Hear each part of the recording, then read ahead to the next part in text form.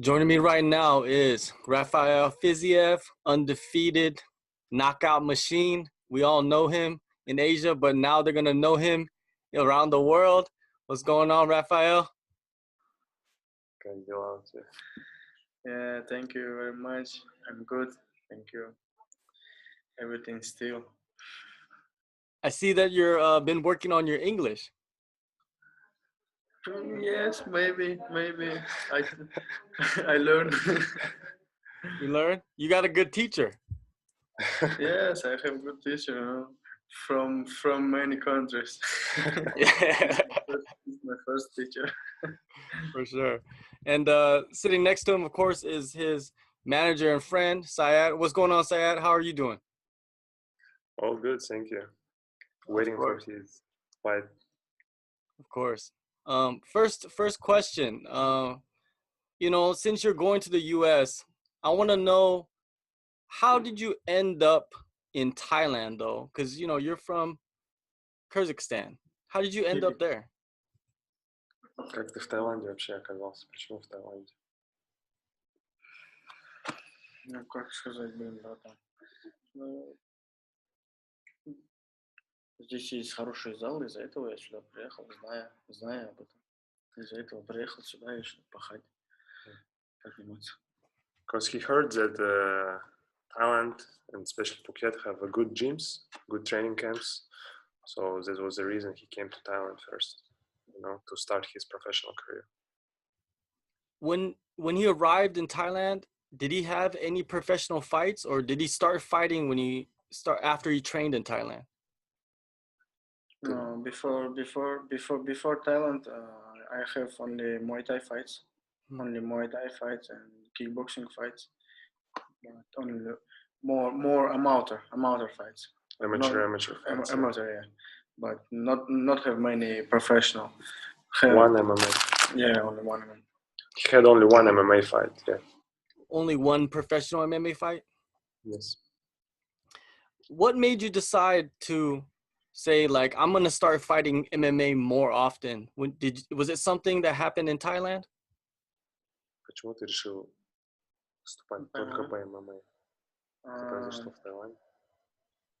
Because I'm very tired fighting Muay Thai and kickboxing. Every time after little fight, you have many injury. You fight 1 or 1.5 minute, you do knockout, but after one kick you have many injury.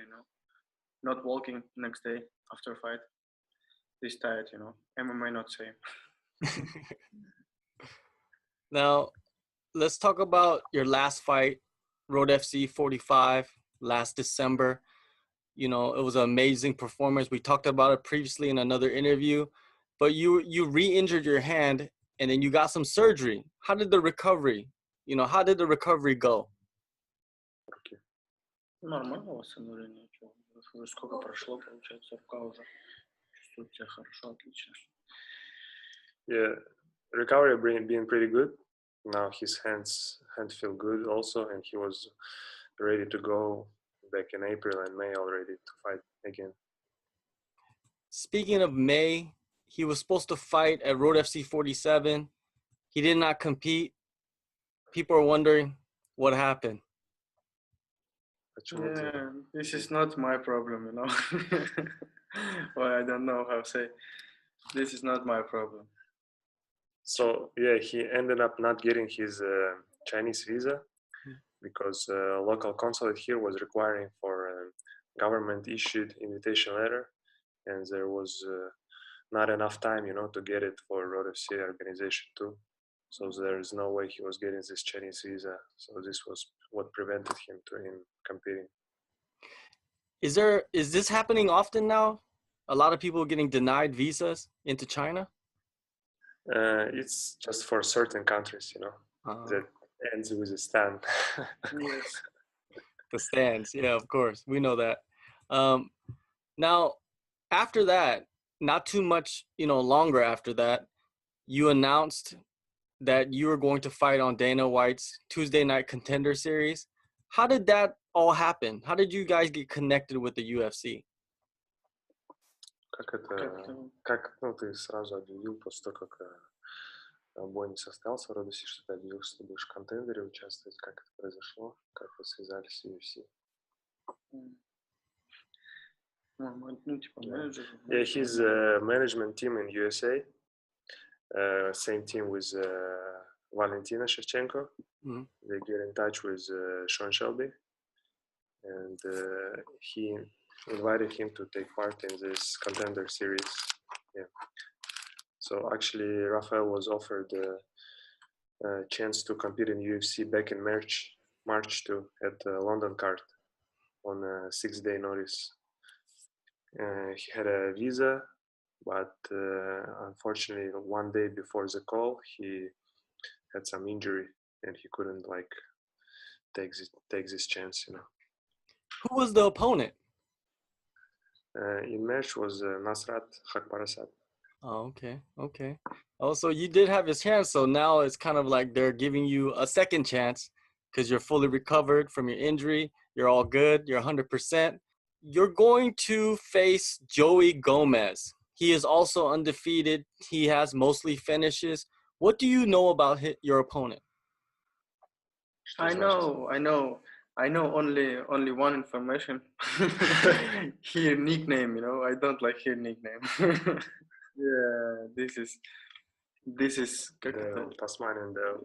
Это типа у меня первое, чтобы его поломать из этого. It's the first reason to beat him, his nickname. Why is that nickname? Is it offensive to you?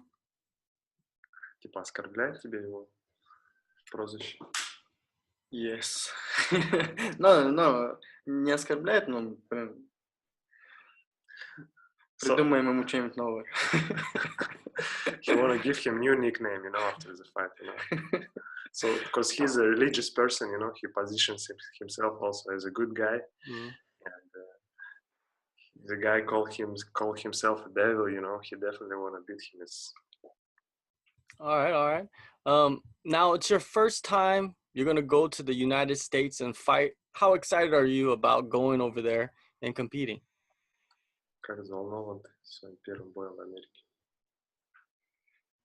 Я не взволнован вообще. Это для меня тот же самый бой, как и в Корее или в любой другой стране. Просто нет, я не особо чувствую давление сейчас. Я чувствую наоборот то, что надо, наоборот, я хочу этого поскорее. Right now he don't feel, excited or any pressure, for him it's right now it's the same, going to Korea, USA, it doesn't matter. It's just the chance to win the contract, what motivates him, to work harder. That's it, but there's no excitement yet, no pressure. You don't feel it yet. You were getting ready to fight, in May on Road FC 47. And this news didn't come out, this news came out not too long after that card. Has your training camp continued, or did you stop training for a little while and took a break and started another camp? Типа ты же готов май? Как получилось? Ты дал паузу сначала или просто у тебя продолжился твой лагерь? Да, постоянно же в одном ритме тренируюсь. И также в этом ритме остался. Because he always trains at the same pace, same rhythm, and just original training camp, just kind of moved on to the second one. So it's kind of like an extended training camp for him? Yeah, just a longer training camp for him. Do you train basically all year round, so you're always ready to fight? Типа ты тренируешься весь год, чтобы постоянно быть готовым к бою? Да. Yes. Потому что если я не буду тренироваться, я наберу 100 килограмм и перейду в другую весовую. Because if he's not gonna train whole year round, he will have to move up the weight class. He's gonna be 100 kg and he'll have to fight in welterweight or even middleweight. He likes his food. Yeah. KFC. So after you fight in the US, what do you look forward to eating the most? Because there's a lot of food out there. Yeah, one of my friends say me have Taco Bell. I won't try Taco Bell. What is this? Taco Bell's not that bad. It's pretty good. I don't know what is it. Now, let's go back to your training. You said that you are on an extended training camp, but you train year-round, so it doesn't matter to you. What have you been working on lately in your training? Над чем ты в последнее время работал в тренировках?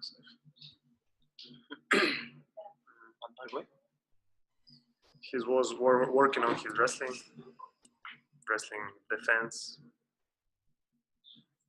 But that's what you mostly work on nowadays is like your wrestling defense, so you could defend and then stand up and knock out everybody. Ну, ты работаешь над тем, чтобы защищаться от борьбы, чтобы вставать и нокаутировать всех. Yeah. Может быть и так. I think he just keeping the secret, you know. He's working on a lot of things, but he just don't tell yet, you know. You said that he trains year-round so he could keep his weight down. Does he cut any weight? Yes, he cuts around like 9-10 kilos. So is it usually pretty easy for him? Easy, yeah. If it's not a short notice, then it's easy weight cut for him. When you go over there to the U.S. July 10th and face Joey Gomez, what do you expect in the fight? Чего ты ожидаешь от боя с Джои Гомес? Так не очень же. Ну, вообще от этого боя с ним. Я ожидаю контракт, и что мне Дана Уайт снова зарепостит мое видео. So he expects a UFC contract, and he expects Dana White to post his video again, you know? Yeah. The highlight reel? Yeah. Now, you're talking about you expect to get the contract. You're going to be joining the lightweight division. The lightweight division is stacked.